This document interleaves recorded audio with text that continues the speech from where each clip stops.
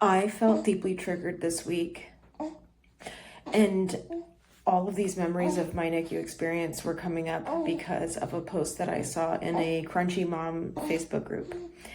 And in that group, someone was asking, oh, it's been recommended that my NICU baby go on human milk fortifier, but it's filled with disgusting ingredients. Is there any alternative? And people in the comments were sounding off on their NICU experience and how this was the most contentious issue between them and their doctors, as it is for so many parents. And some women were like, oh, I never had a NICU baby, but I know that I wouldn't be giving formula. I would just put the baby to breast more. And reading these comments and sharing my own just brought up so much for me of how my breastfeeding relationship with my son was very nearly sabotaged. First of all, I'm really grateful that NICUs exist, and I'm really unbelievably grateful that my 29-week-old micro preemie had access to today's medical technology that allowed him to survive and thrive, born just 2 pounds and 3 ounces.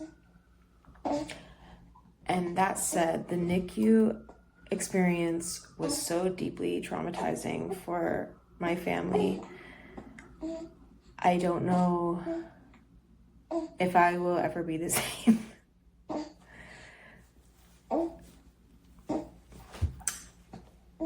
For all of the hospital's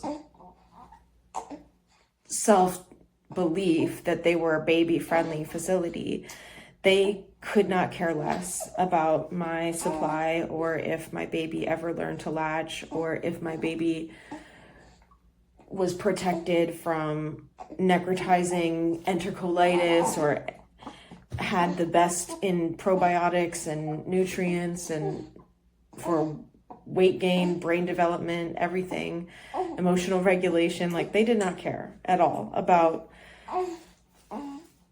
whether or not my breastfeeding journey was successful with my son. And one comment in particular, the one I already mentioned, really got to me. It set me down a rabbit hole because she said I would just put the baby to breast more. And I was taken back to standing by the isolette, having to ask for the nurse's assistance, or actually permission, to get my baby out of the box. Him being covered in monitors and wires, and the nurses like self-importantly disentangling him from this acrylic box as if it were that hard to do.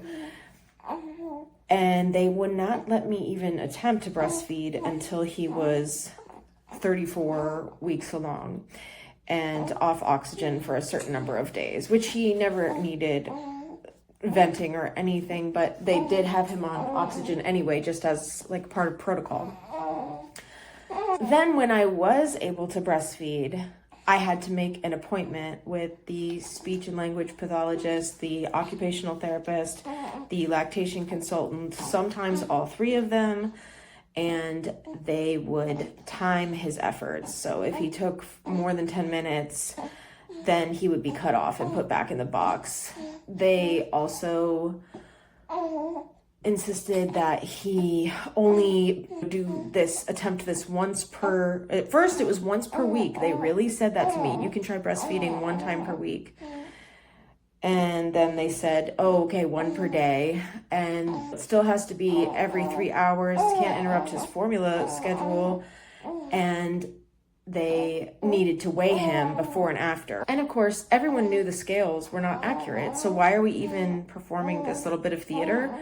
At one point, my husband found that the scale was set on a table that had rails. So the scale itself could not depress past a certain point. And he was measuring like 7.3 pounds. And that would have meant he had actually like lost weight while breastfeeding. It didn't make any sense. So there's no just putting the baby to breast more, because you aren't allowed to just get your baby out whenever you want. And there's someone monitoring your attempt and like signing off on it.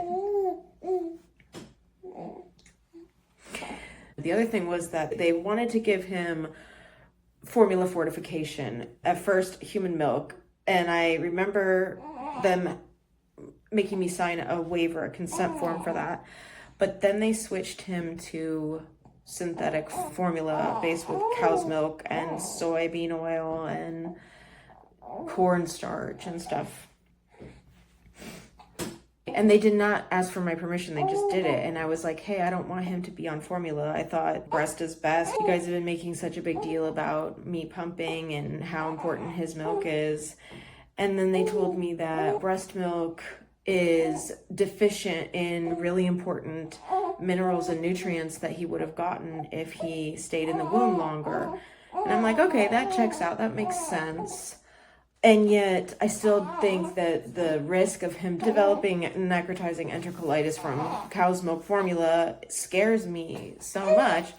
And it's not uncommon in NICU babies. So they also emphasized that it was so important for him to gain weight, and that the only way he would gain weight was if he was on this formula fortification. And they were basing this on the average breast milk is 18 to 24 calories, depending on how far along you are in your breastfeeding career. And I had heard on the Down to Birth podcast that mothers of preemie babies actually make higher calorie breast milk. And I brought this up to them and they said, yeah, we could get your breast milk tested to see what the caloric density is and what sort of minerals are in it, but we don't have the technology to do that. That would be extremely expensive, and we definitely couldn't do it here.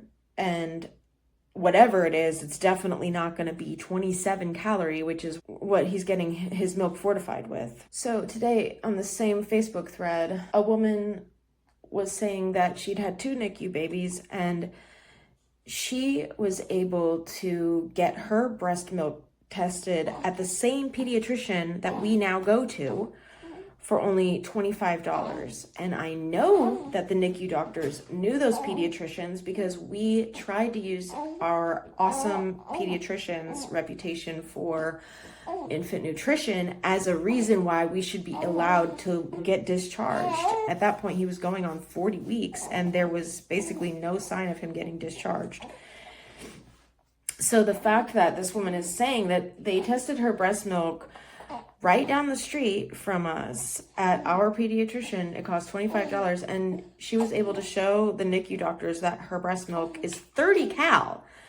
And that means that, let's say if I was making 30 calorie breast milk and they were giving him 27 calorie fortification, they're actually diluting the effectiveness and density of the milk that's going to my micro preemie. It really got under my skin, and I just can't believe all the things that happened.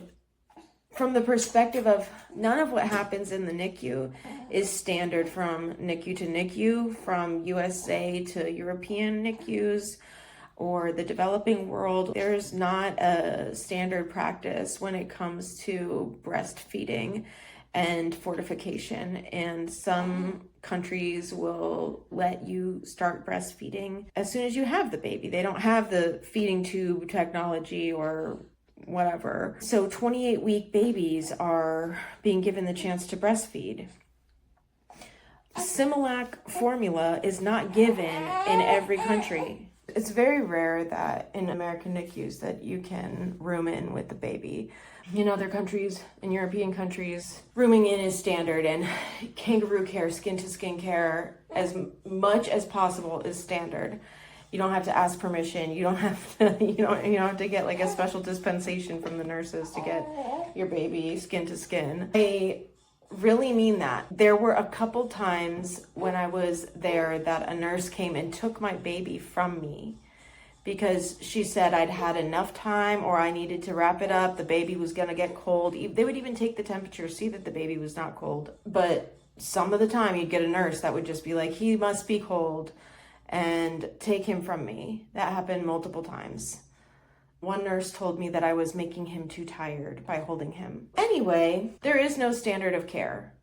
from hospital to hospital. The policies are specific to whatever doctor is working that day, and honestly, whatever nurse is working that day, because the nurses run everything in the NICU, and you don't even see the doctors unless you're getting a stern talking to and a scolding because you tried to say no to formula. I just feel like there was some ritual humiliation going on with our family at the NICU because they knew that we had wanted to have a home birth, and they could probably suspect that we weren't into vaccination and circumcision and like anything else about the dominant medical paradigm.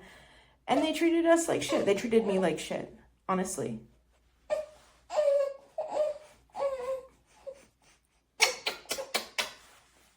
We're done.